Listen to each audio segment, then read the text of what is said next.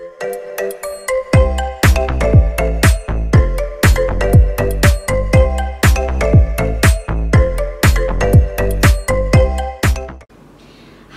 kabar semuanya? Senang sekali bisa menyapa teman-teman PKBI semua. Ada pepatah mengatakan, tak kenal maka tak sayang. Jadi perkenalkan, nama saya Sabita Nanda Destriana sebagai host di podcast kali ini. Nah, pada podcast kali ini kita akan membahas mengenai perjalanan spiritual Odif teman-teman. Teman-teman PKBI penasaran kan pasti bagaimana perjalanan spiritual Odif? Nah, di sini kita mendatangkan narasumber yang bernama Ibu Jumiati.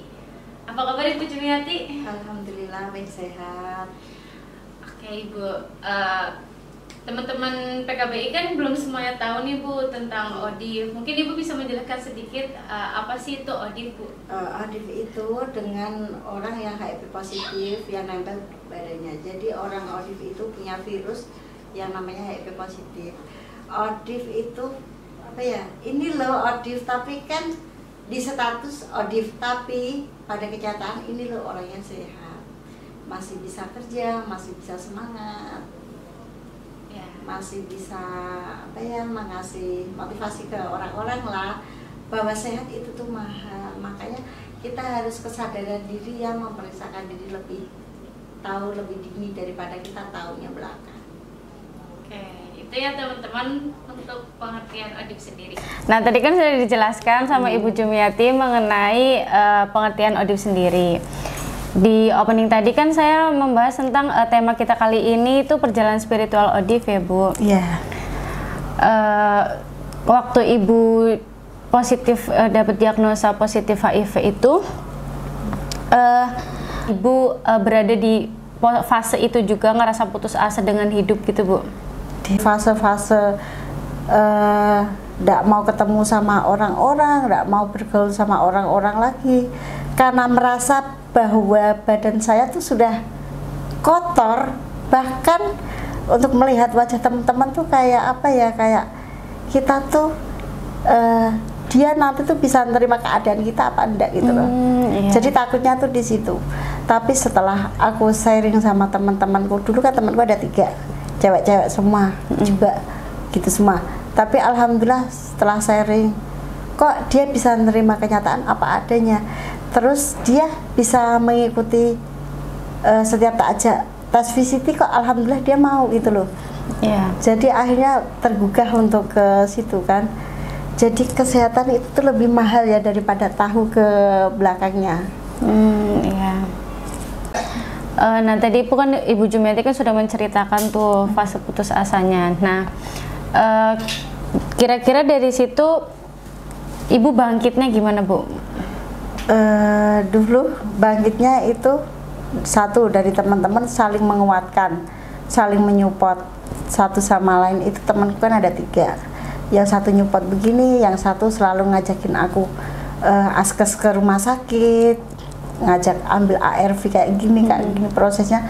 Dia bahkan mau nemenin aku ke manapun aku melangkah. Oh ya. Alhamdulillah akhirnya bangkit satu. Aku tuh punya anak, punya harus yang aku hidupi, yang harus aku sekolahin. Ya apa ya, anak tuh kayak hartaku satu-satunya. Kalau memang keluargaku memang tidak bisa menerima kenyataanku, ya sudahlah, aku punya anak. Motivasiku dulu seperti itu. Anak ya Bu berarti Anak. motivasinya? Anak. Karena dulu dari lahir anakku tuh udah, aku selama hamil tuh udah tinggalnya di jalanan ya Mbak ya. Aku jadi anak jalanan tuh dari tahun 198 ya. Hampir 2 tahun hidup di jalanan, lontang-lantung sana sini, hidup pergaulan bebas. Terus akhirnya kok tahu-tahu aku hamil dengan pacaran tapi enggak tanpa status gitu. Cuman setelah nikah kok hasilnya masih aku tetap di jalan, sedangkan posisi suami masih, dia nggak mau apa ya, nggak mau menafkahi lah intinya.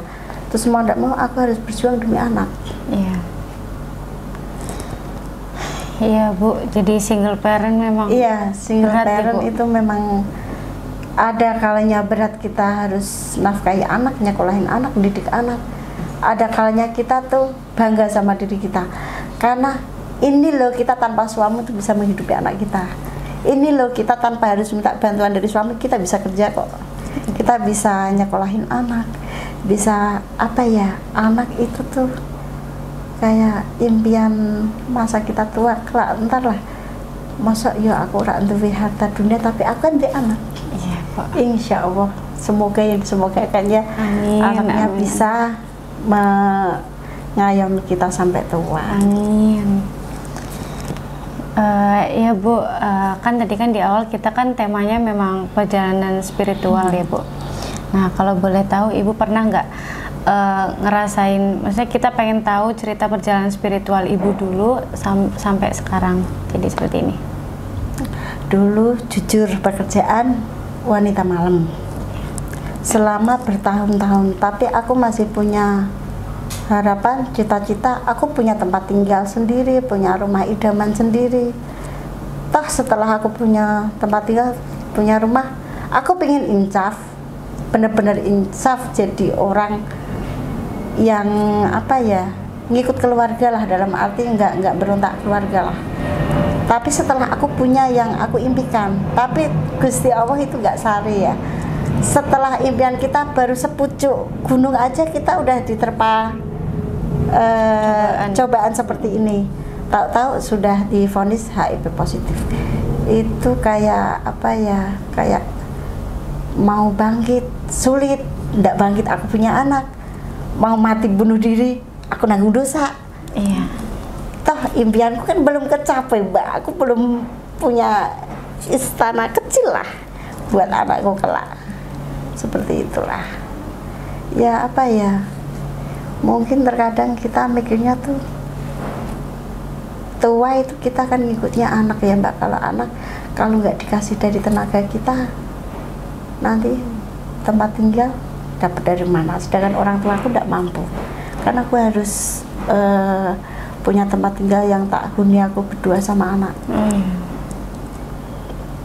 Sebagai orang dengan HIV ya Bu, kira-kira ada nggak sih tantangan Ibu dalam menjalani spiritual journey gitu Bu? Tantangannya apa gitu? Ya alhamdulillah dulu tantangannya faktor keluarga nggak bisa nerima keadaan ya, karena mungkin satu dulu aku bekerja seperti itu, sedangkan orang tua aku dulu kan nggak tahu kalau aku bekerja seperti itu. Tapi setelah divonis, orang tua aku tak kasih tahu, keluarga aku tak kasih tahu, ternyata alhamdulillah dia tidak bisa terima kenyataan itu. Bahkan saya sempat diusir dari rumah karena mungkin bagi keluargaku mungkin aku sampah ya. Tapi aku berpikir tiap malam, pagi, siang, sore, karena aku tuh nggak pernah bangun dari tempat tidur. Jadi tuh kayak rumahku satu petak itu tuh kayak kenang-kenangan yang paling berharga ya, apa ya, mau keluar malu sama orang lain, mau cerita sama keluarga nggak mau terima. Terus pada akhirnya aku lari ke RT, curhat sama RT, kok aku divonis ngene-ngene ya, sekiranya aku manggon yang gini, tapi aku manggon panggonanku dhewe, omahku dhewe, kira-kira warga ijek nerima keadaanku enggak? Delalah alhamdulillah Pak RT-nya, lah aku itu kan rumahmu sendiri, bangunan kan bangunanmu sendiri, tapi aku diusir sama kakakku sama keluargaku. Lah kak, toh kamu makan kan itu nggak minta sama keluarga ya, lah kenapa kok kamu bingung diusir? Yang penting warga RT itu biasa-biasa aja sih, nggak ada stigma, nggak ada apa.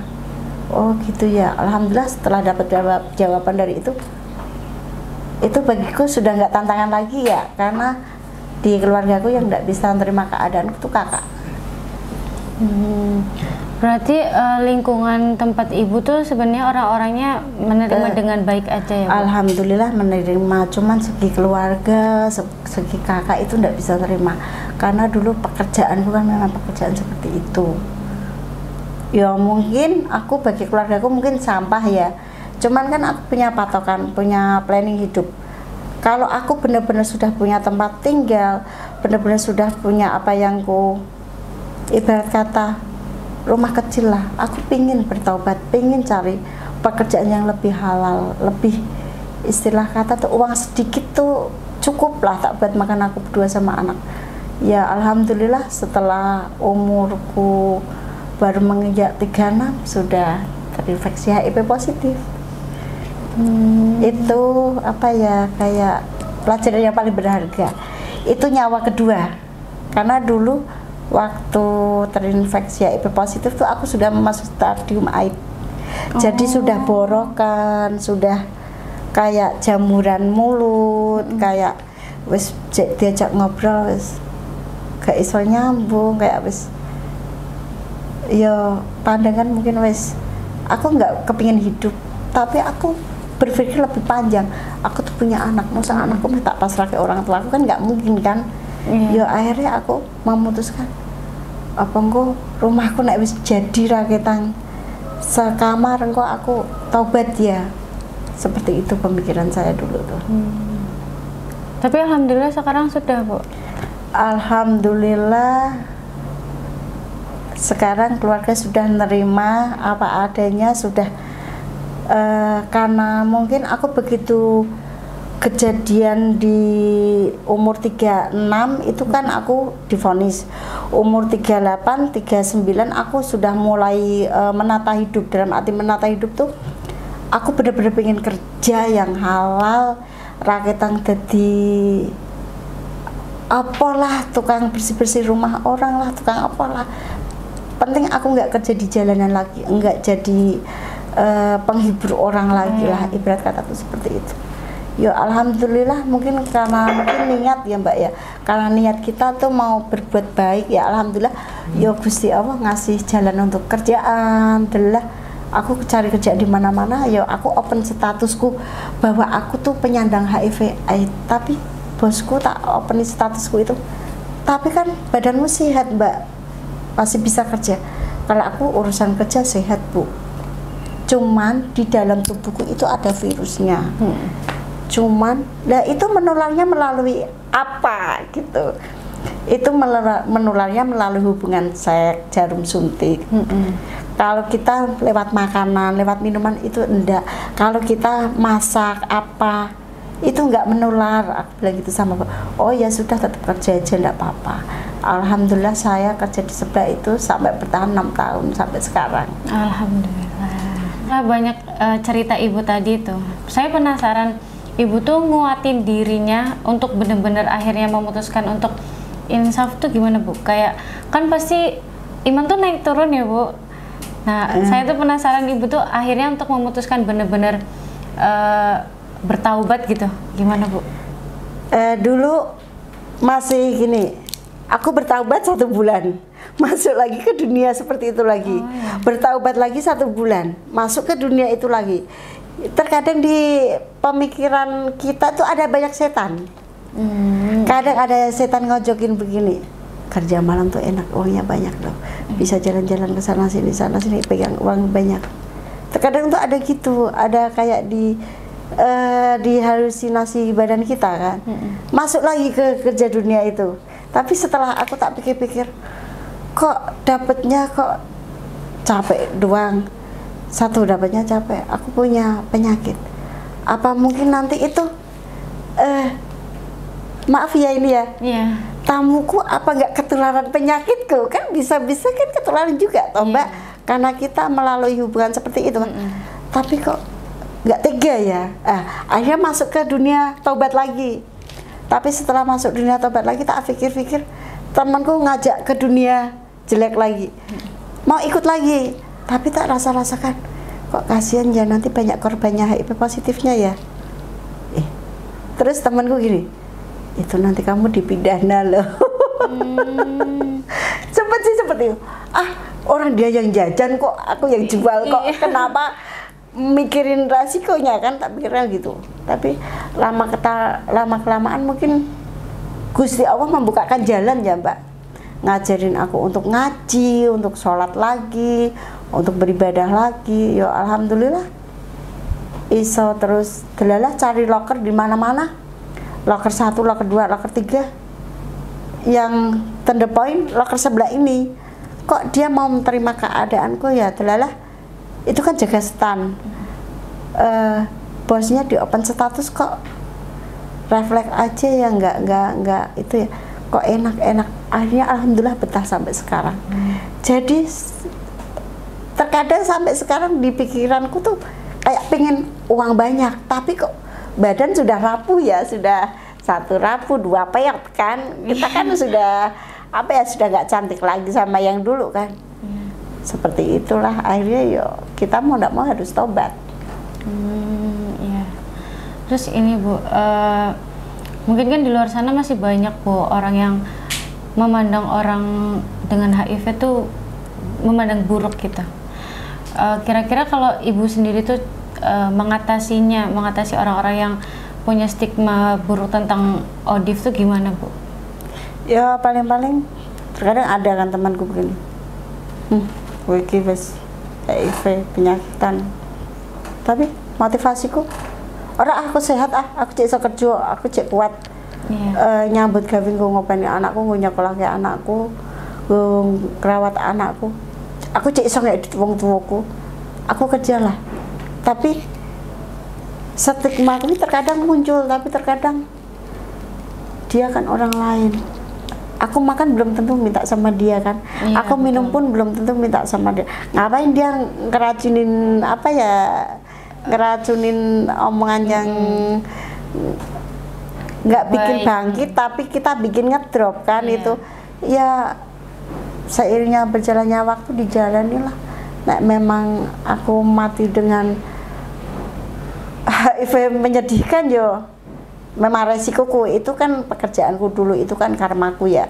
Tapi semoga kedepannya tuh aku wis bener-bener taubat gitu loh, wis bener-bener di jalannya Gusti Allah gitu loh, nggak melakukan seperti itu lagi gitu. Oke Bu, kan tadi itu bentuk dari perjalanan spiritual ya Bu, dari Ibu yang dulu kerja malam terus akhirnya memutuskan untuk benar-benar berhenti. Nah kira-kira dari perjalanan itu Bu, Ibu jadi punya sudut pandang lain tentang diri Ibu sendiri nggak? Kayak merubah sudut pandang Ibu tentang diri Ibu gitu? Ya dulu kalau berpakaian itu kan seksi-seksi ya. Tapi setelah berkumpul dengan ibu-ibu, kok pakaianku seksi-seksi udah nggak layak, udah itu harus dikubur dalam-dalam. Kayak dulu nomor HP itu terutama Mbak, karena nomor HP yang dulu kan banyak tuh. Oh iya banyak yang yang chat ayo begini kan banyak itu, kayak nomor tamu-tamu. Kayak harusnya ganti nomor, harus ganti ini biar nggak apa ya, kita tuh benar-benar menunjukkan ke dia bahwa kita tuh bisa kerja selain kerja itu gitu loh. Nah, Ibu kan sekarang sedang berada di masa pengobatan ya Bu? Iya. Masih terapi. Nah, kira-kira Ibu memandang hari esok tuh seperti apa Bu? Apa Ibu khawatir, takut, atau malah yakin akan baik-baik saja gitu Bu? Kalau saat-saat ini ya, kemarin temanku yang sesama dari Jakarta, komunitas Jakarta itu udah dapat 3 hari ini meninggal. Tapi dia udah memasuki komplikasi Mbak. Dia itu suhunya ya, dia bagiku tuh penyemangat. Dia tuh udah tua tapi dia tuh kayak ngasih support, ngasih semangat, ngasih gini, ngasih saran gini. Tapi kok ternyata dia pun di saat meninggal pun kurang seminggu tuh dia udah ngechat, bisa nggak tengok aku ke Jakarta? Nggak bisa, ini aku lagi di Jawa, ongkos saja nggak ada. Tahu-tahu kok meninggal ya, kayak masih nggak percaya gitu loh, masih apa ya, apa nanti itu terjadi sama aku gitu. Tapi aku apa ya, semangat welah. Nah memang matiku saat-saat ini yo gak apa-apa juga sih, tapi aku cek pengen urip. Aku masih apa ya, aku urung desangu mati lah Mbak. Aku urung nyeneng ke anakku, aku urung bahagia ke anakku, urung bahagia ke wong tuaku lah. Apalagi kakakku kemarin kan habis meninggal ya. kakak yang tidak bisa terima keadaanku, kakak yang sering memusuhiku, tapi kok Gusti Allah kok telah mengambil dia secepat itu, sedangkan aku aja yang sakit-sakitan bertahun-tahun aja aku masih semangat kerja, semangat. Tapi setelah kakakku jatuh sakit kok tak kasih semangat, tak kasih itu, tak bawa berobat berkali-kali, masuk keluar masuk rumah sakit, tapi hasilnya kok meninggal juga. Oh mungkin aku meninggal ya, di pemikiranku terkadang itu seperti itu, tapi terkadang tak balikan lagi. Dalam arti tak balikan, aku cek pengen semangat, aku cek pengen kerja, aku cek pengen apa ya mas teh, melu ngaji-ngaji lah, melu kumpulan ibu-ibu lah. Dulu kan memang aku nggak pernah mengikuti seperti kayak momen-momen berharga gitu loh, seperti itu. Bu, sejauh ini ceritanya tuh sangat berkesan ya Bu. Kelihatan berat banget tapi Ibu hebat banget juga. Kita tuh kalau di titik terendah kayak gitu Bu, kan emang dukungan dari lingkungan tuh sangat berpengaruh ya Bu. Pengaruh. Entah dari keluarga, temen atau anak gitu. Nah, Ibu sendiri tuh ngerasa dukungan paling berpengaruh itu dari mana Bu? Dari sahabat. Yang 3 tadi tuh? Iya, sampai sekarang masih komunikasi rakyat, apa kabarmu piye, wes gitu toh. Itu sudah kadang VC foto bareng bertiga, ngobrol bertiga, rakyat sing diobrol ke gak mudeng. Wes dia kan juga pas posisi kerja di Malaysia, yang satu kerja jadi IRT di sini, sedangkan aku kadang kan kerja juga, jadi nek pas buyan ya wes gak mudeng sih. Tapi kayak kita tuh apa ya, bahagia tuh saat sama temen memang. Iya. Kira-kira ada nggak Bu momen perjuangan Ibu yang menurut Ibu paling berkesan, yang masih keinget dan sampai Ibu tuh nggak nyangka Ibu bisa saat itu? Pas pertama kali divonis, dulu kan aku periksanya divonis HIV positif itu kan di PKBI yang di dekat SK sana. Yeah. Tapi setelah itu aku masih nggak percaya hasilnya. Aku pengen periksa rumah sakit sing gede, biaya sendiri ndak apa-apa, pakainya umum ndak apa-apa. Wis aku pengen ngerti bahwa aku bener-bener apa cuman namanya masih orang nggak percaya. Itu kan kita sulit untuk menerima. Pada akhirnya Bunda Neta, ya kalau kamu mau di rumah sakit besar ndak apa-apa, tapi kamu biayanya itu lebih mahal, ya ndak apa-apa. Ya alhamdulillah diturutin sama Bunda Neta, dicek di Karyadi. Setelah di Karyadi hasilnya R juga. Hah? Masa sih? Ora, aku ki sehat kok. Tapi setelah ngelihat di sebelah sampingku kok udah memasuki stadium AIDS, sudah keluar apa ya kayak nanah di kuping, di ingus. Aduh, aku besok seperti itu apa enggak ya? Terkadang tuh aku berpikir, aku seperti aku cek sehat, wong aku cek pengen apa ya, pengen kerja masa depanku, cek aku urung di apa-apa gitu. Itu yang paling berkesan. Itu temen waktu tak kasih tahu hasil, Mbak hasilnya Karyadi, hasil Karyadi jeblok ya, aku wis gak sehat yo, tapi gak apa-apa Mbak, sepenting dewe melu pengobatan yo. Jadi aku naik periksa sebulan sekali ning Karyadi. Iki tanda tangane suruh ngombe minum obat seumur hidup. Masa iya aku seumur hidup minum obat? Ogah aku ya sempet ogah bilang gitu. Tapi kok aku nek ora ngombe obat, jarine dokter kok metong. Aku cek pengen sehat toh. Ya akhirnya teman-temanku setiap jadwal mengambil obat, akhirnya yo tak temenin, tak kancanin yo. Kadang di Karyadi dulu kan ada KDS ya. Tuh teman-temanku, aku melu KDS mu ndak ento dewe ngobrol guyon, ketemu dokter-dokter gitu. Enak juga yo kumpul-kumpul ngene ya. Akhirnya temanku tergugah untuk ikut tes VCT juga. Mbak, kancane aku tes VCT, tapi kan hasil menjeblok aja kaget ya, karena kita kan senasib seperjuangan pekerja seperti itu ya. Ndak, insya Allah aku kuat mbak. Delalah alhamdulillah mereka berdua tak jak tes bebareng di itu. Tapi alhamdulillah hasilnya negatif mbak.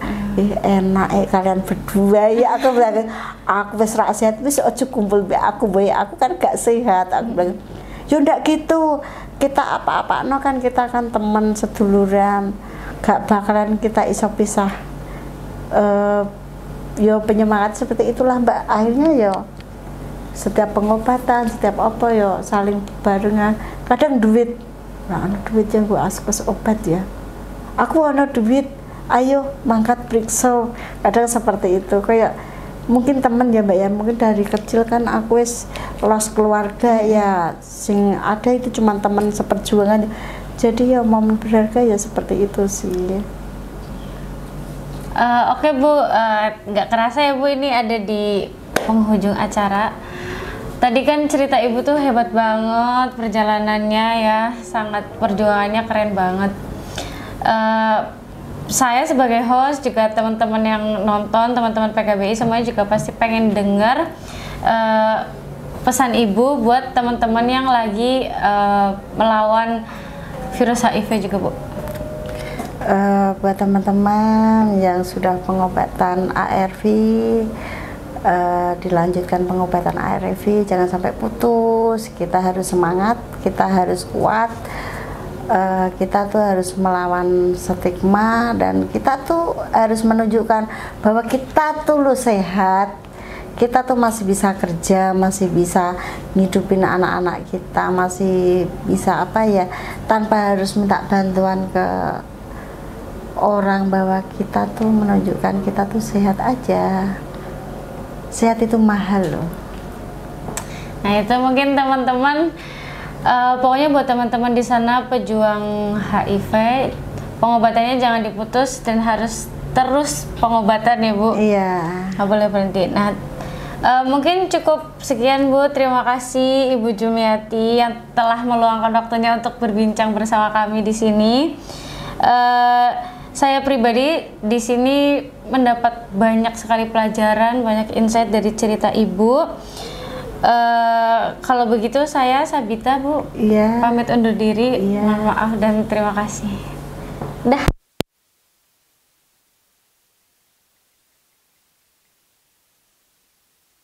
Fase-fase nggak mau ketemu sama orang-orang, nggak mau bergaul sama, fase-fase nggak mau ketemu sama orang-orang, nggak mau bergaul sama